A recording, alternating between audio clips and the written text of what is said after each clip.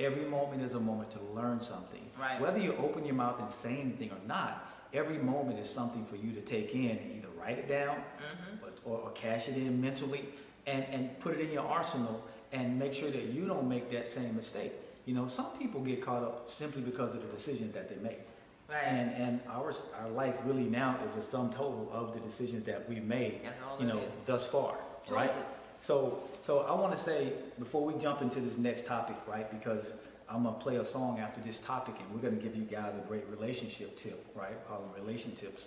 I want to say this because we're big on this show in creating and in empowerment, because I believe that everybody was put here for a certain reason. You believe that, Pat? Oh, absolutely. That's called purpose. It's called purpose, right? Everybody was put here for a certain reason. The reason you still draw breath every day is because there's still purpose for you to be here. So you have to find that purpose, and everything that we said that precedes this moment right now, the sight beyond sight, the lifestyle transit, the life transitions, everything right now is for you to get to your purpose.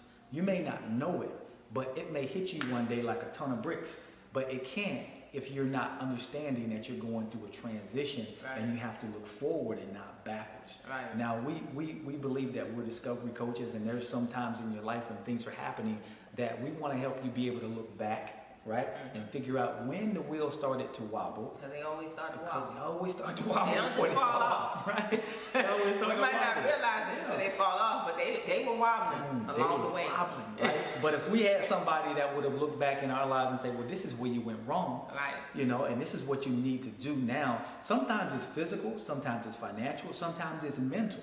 Sometimes there are things we can't get past. So you gotta turn around, back up, and everybody says, well, don't go backwards, don't move backwards. Sometimes you have to revisit the past to fix what's there in order to be able to get back to where you are and move forward. And that's sometimes physical, mental, or financial.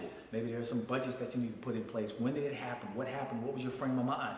So we have to dig back into that. Yeah. But to get to this point, we talk about creating and empowering yourself and being the person that creates for your own life, and not letting anybody in your control center to basically control you, because you can't change what you don't control, right? That's true. The reason I said to you guys earlier that unicorns don't exist, right? I said unicorns don't exist.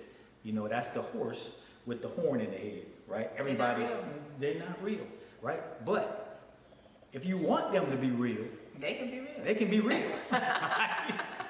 Unicorns don't exist unless you want them to. That's right. So what do you believe in? Whatever you believe in, God, it comes into You want some fruition, unicorns? right? All you gotta do is believe. All you gotta do is believe, right?